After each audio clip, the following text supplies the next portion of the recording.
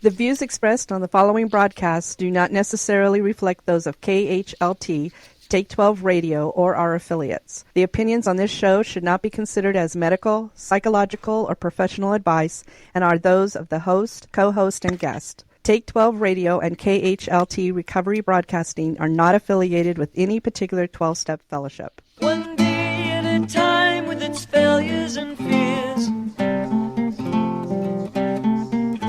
with portion of pain and burden of care, we must meet.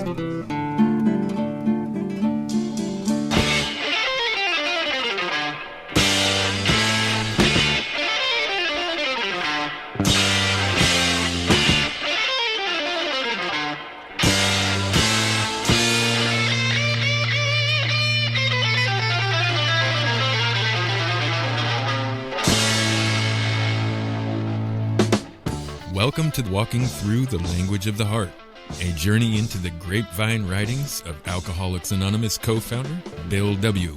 And now, here are your co-hosts, Chris S. and the Monty'man.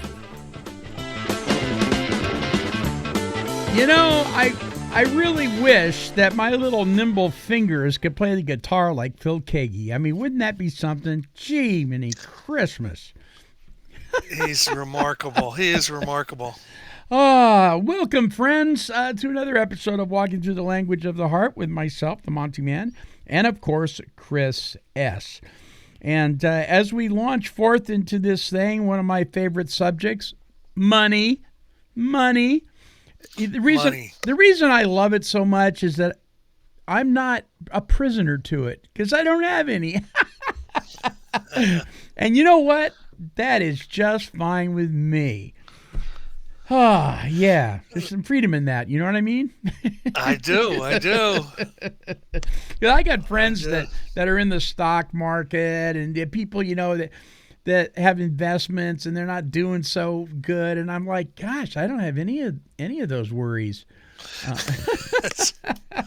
So personally, what it's been like for me is I've always had enough to take care of the business that is essential to take care of. There you go. So it hasn't necessarily been, an obsession for me.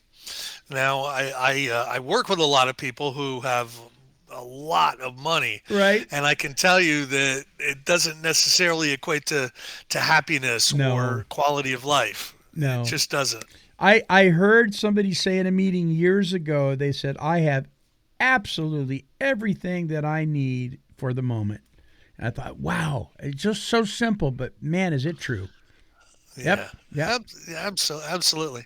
All right, Monty. So respecting money, just in the beginning, there's been a multiple articles that we've gone over. This is probably the fifth one on money, and I really, I've got a theory about that. Now, Bill understood that we needed to remain humble, we needed to remain self-supporting, and that money could be dangerous, like especially in the hands of a group. A group with like 10 grand is a dangerous group, Yeah. He understood all that, but on the flip side of that, he wanted this Alcoholics Anonymous to be big. He wanted it to do publishing and translation and conventions and outreach efforts and all of that stuff. So there had to be a large amount of money. So how do you balance that? How do you communicate that in a way that is about staying poor? He didn't really want Alcoholics Anonymous to stay poor. We've talked about this. Their prudent reserve is somewhere up around $20 million a year. Their prudent reserve. So there's got to be some money. There's got to be some money around Alcoholics Anonymous for it to hire and do all the different jobs that they've decided they need to do. So, that being said, let's see what he says in 1957. This is November 1957. Let's see what he says about respecting money. Here in the States, it is Thanksgiving time. The whole of AA takes its cue from this occasion, and we rejoice worldwide in gratitude for the blessings that our fellowship has bestowed upon us. It is traditional, too, that this is the season for taking stock of our progress as a fellowship. We look at our society and ask, How are we doing? AA's 12 traditions are the measuring rods that we use. How well are we sticking to the 12 traditions? Is the prime question of each Thanksgiving week. Every year, we see more clearly that adherence to our hard won traditional principles is the basis for our unity and the effective carrying of our message. That indifference, lack of understanding, or rebellion against these principles could result in widespread dissension and maybe ruin. We keenly realize that the practice of the 12 traditions is quite as vital to the life of AA as a whole as is the practice of the 12 steps to the life and sobriety of each member.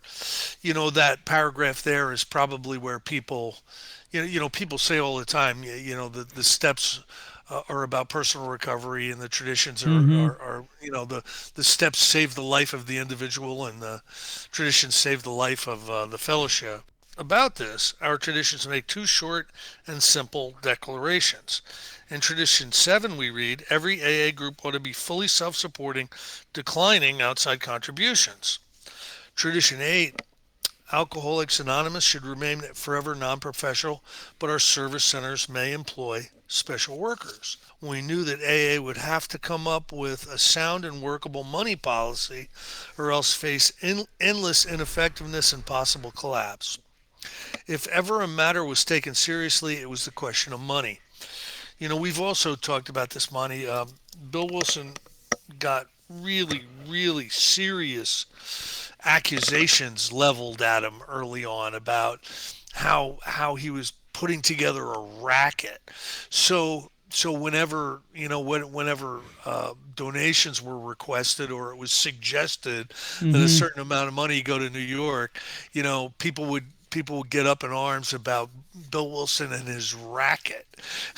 I've got to tell you, there's to my knowledge, there is absolutely no evidence that Bill ever misused any money from Alcoholics Anonymous. Now he did get a little bit of money for the writing of the big book, and that probably provided a stipend, Sure. But as far as like raiding the treasury of the fellowship, there's never been any responsible allegation that he ever Right. was irresponsible. So Yeah. the money debates of that time varied crazily between two extreme poles of opinion. The conservatives said that AA as such should use no money at all, spread the message by word of mouth. There would be no publicity, no literature, no treasurers, no committees, no intergroups, and no trustees. There would be no paid workers, hence no army of bureaucrats, and therefore no possibility of any government. By refusing to collect money, we'd stay completely out of business. Everything would be done spontaneously, each member following his own conscience, cried the conservatives. Lead us not into temptation. Let's keep it just that simple. And there were people who believed that. Some of the early meetings, in both sites, really New York and Akron, but especially Akron, were in homes. I mean, I don't think they were paying rent at T. Henry and Clarice's house, where they met for years and years and years. So I can see them wanting to keep it simple. Sure. At the other extreme, we had the radicals, the promoters, which was Bill. They said we had to have vast sums. We must employ precedents. We need a great literature.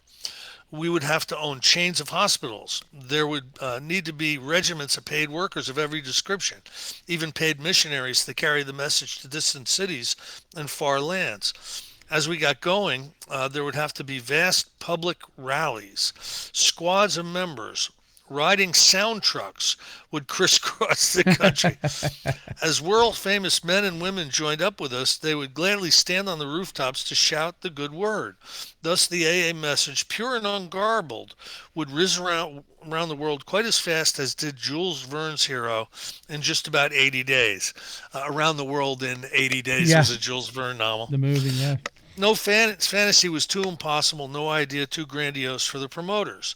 And where would they get the money? From the public, of course. The rich would send in millions.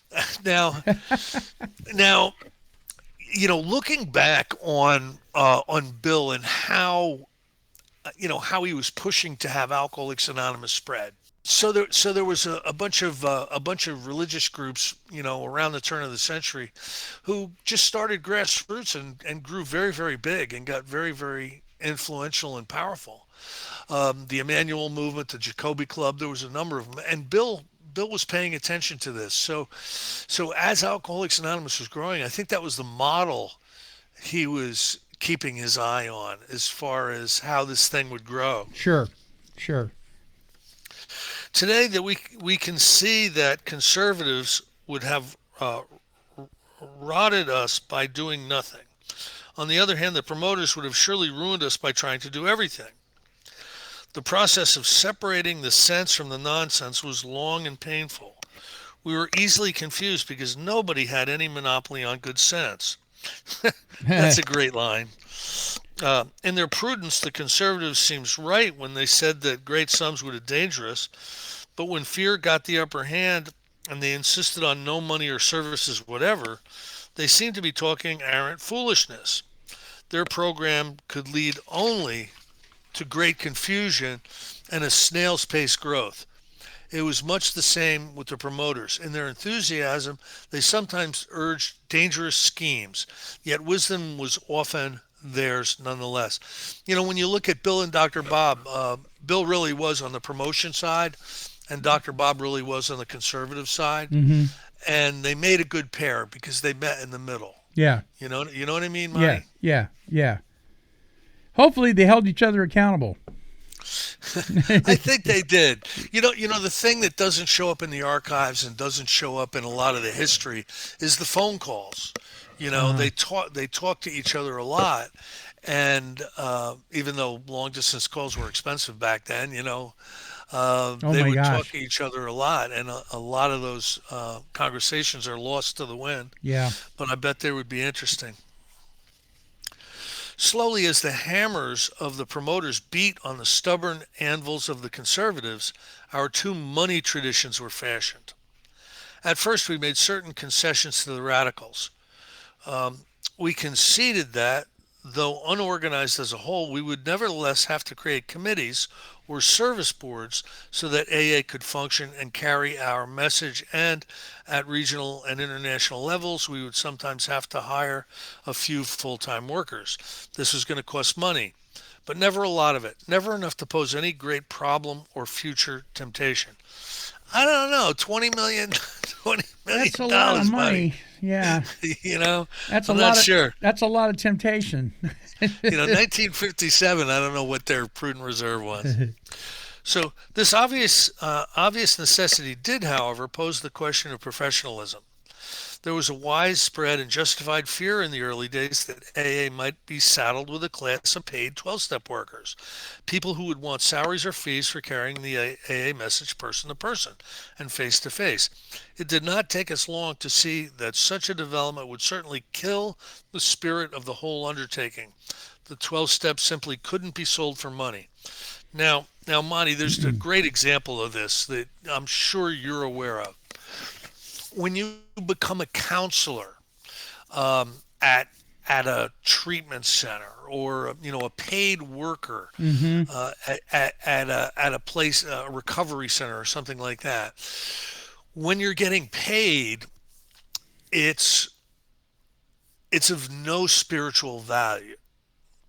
So what I mean by that is this: I have seen people who own treatment centers. I've seen so many counselors relapse, and it's because they let up on the Alcoholics Anonymous world, right? Right. So they didn't continue to sponsor. They didn't continue to be consistent with meetings. They didn't have service commitments for fun and for free. They were getting paid. They were with alcoholics day in, day out. That's enough for me. Thank you. That's right. And if you're working with alcoholics 8 hours a day, wouldn't that somehow ensure like maybe an extra dose of sobriety? And it doesn't. It does not. It doesn't. It does not. And every treatment professional that I have rubbed shoulders with, I have talked to about this, and it is a big problem. so many go back out because though they're working for others, they're not working with others, and they replace their own maintenance of their own spiritual program with their job, and that is not the same thing. Driving people to a meeting and sitting in a meeting with your clients, that's not the same thing as applying and implementing the spiritual principles in those steps in your own personal life. Sorry, but it's not. This great fear of professionalism sideswiped us even when we hired an AA janitor or cook. And it doubly bedeviled us when we finally had to hire a few AA members to work full-time as area or international secretaries. For a while, they carried the awful stigma of professionalism. They were, we said, making money out of AA. Believe it or not, they were personally avoided by many a fearful and righteous member. Even the communities and boards for whom they worked often regarded them as a sort of necessary but heretical evil. In them, we were mixing the material with the spiritual. To keep these borderline professionals in a proper spiritual condition, we mixed in the smallest amount of money we could, meaning that we paid them the least salaries for which they could possibly consent to work. That's not the right way to go either. However, the radicals had partially made their point. AA did have to have some paid workers, if only a few. We finally saw that these people were primarily paid for making good and effective 12-step work possible. Today, they are not regarded as professionals at all, and we try to pay them well. They are among the most dedicated AAs that we know. Hence, Tradition 8 declares, Alcoholics Anonymous should remain forever non-professional, but our service centers may employ special workers. But the conservatives also had their victory when we finally took the decision to build a dike against the inrush of contributions from the world outside. We began to decline all such gifts, large and small. Our service centers would never wax rich from the contributions of AA members, but our well-meaning friends, by gift and bequest, could endow us with huge funds. Once we began to accept donations of this kind, there would be no end. Though easily able to pay our own small service bills, we would nevertheless begin to accept huge amounts of charity. Worse still, rich AA service boards would embark on all sorts of needless and compromising adventures. A large paid bureaucracy would certainly take shape, and the worst fears of the conservatives would be realized. Respecting gifts and grants, their wisdom had been surprisingly right. Thus, we developed Tradition 7. The AA group ought to be fully self-supporting, declining outside contributions. He's going over again and again and again the wisdom of some of these traditions. I find it interesting that, Tradition 8, Alcoholics Anonymous should remain forever non-professional, but our service centers may employ special workers. It's AA as a whole. It's not necessarily the individual AA member. We know it's okay for an individual AA member to be paid for services such as certified alcohol and drug counselor, a licensed drug and alcohol counselor, even life coach. We all have our opinions about that stuff, but it's perfectly permissible for a member of AA to take on those jobs. Personally, the way I think is the 12-step work ought never be charged for. So Right. what is 12-step work?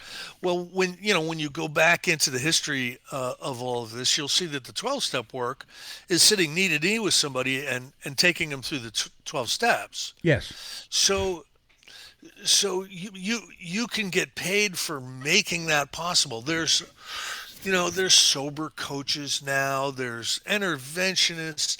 You name it, there's a whole bunch of specialized people out there who try to help create the atmosphere where someone can maybe hear the message. I think a lot of treatment centers are like that. They're like waiting rooms for the individual to hear what they need to hear so they'll do what they need to do.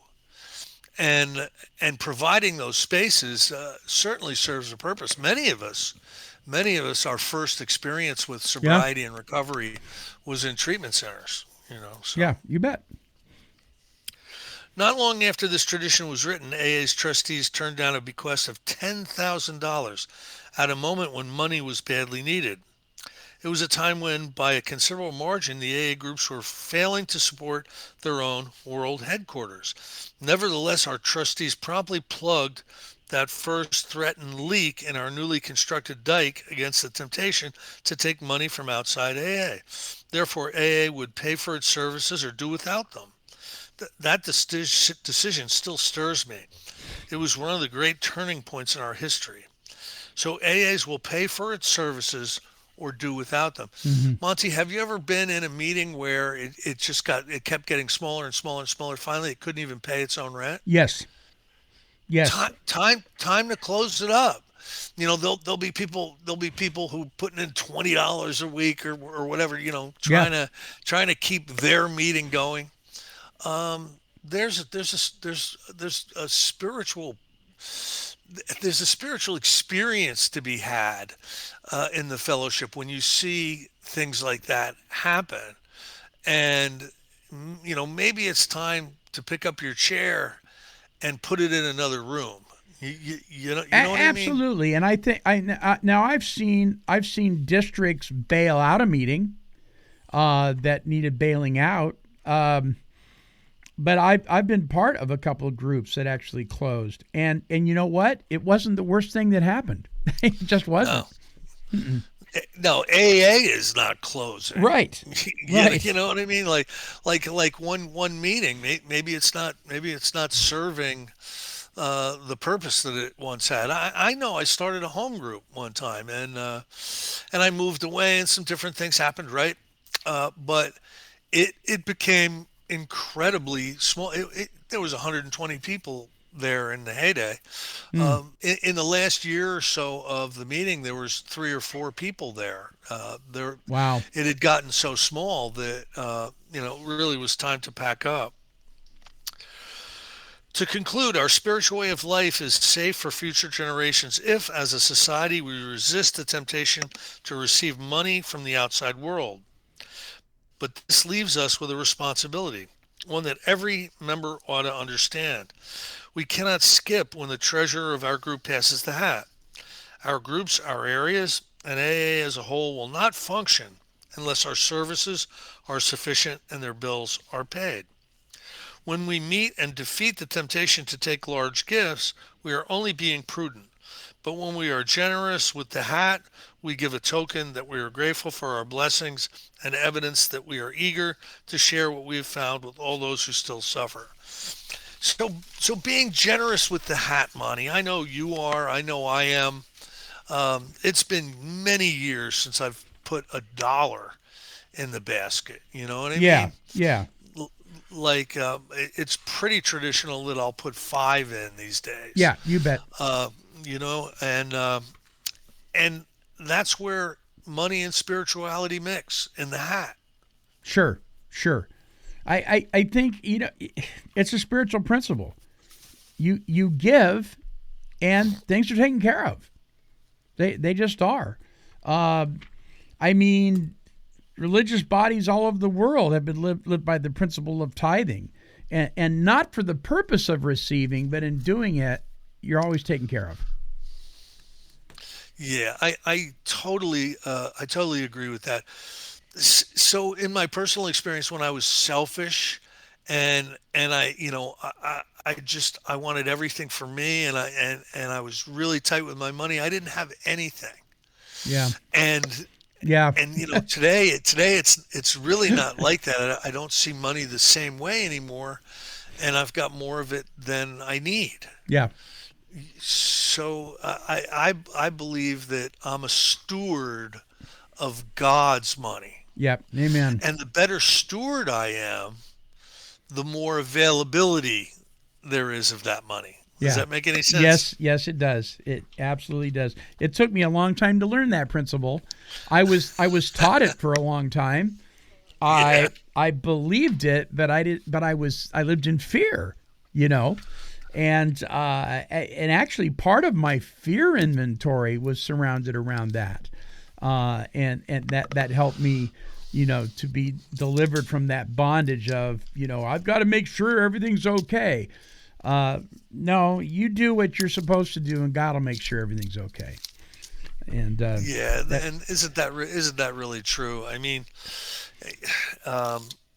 it's been my experience that the less selfish I am, the more stuff I have. Yep. It certainly appears to be that way. All right. Well, next week, and this is going to be very cool, we're going to tackle problems other than alcohol. Yeehaw. I've been looking forward to that for a long time. Yeah, that's going to be great. That's going to be good. All right. So, if you've got friends, if you've been tuning into this show and you've got friends that perhaps they're in other 12-step fellowships other than AA, perhaps you've got friends that aren't in any, and this would be a good time to invite them to listen with you. I'm stepping out on faith and saying that. I hope that doesn't come back to bite me, but we'll see. Chris, thank you so much. Another great episode, and we will see you next week, my friend. All right, sounds great. All right. Listeners, until our next broadcast, this is the Monty'man along with Chris S., and we are wishing God's perfect serenity for you.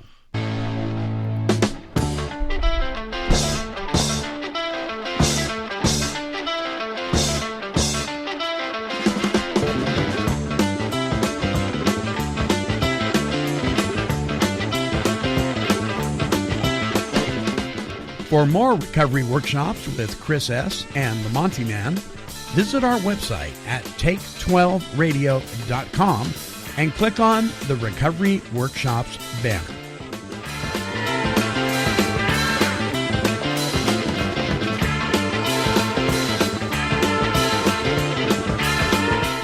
This has been a broadcast of Take 12 Recovery Radio and KHLT Recovery Broadcasting.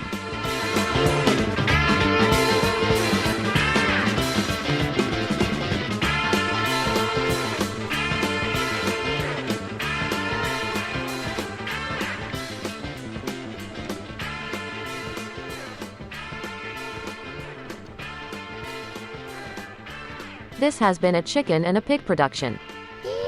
Kitty, kitty, kitty, kitty. Meow, meow, meow. Woof, woof.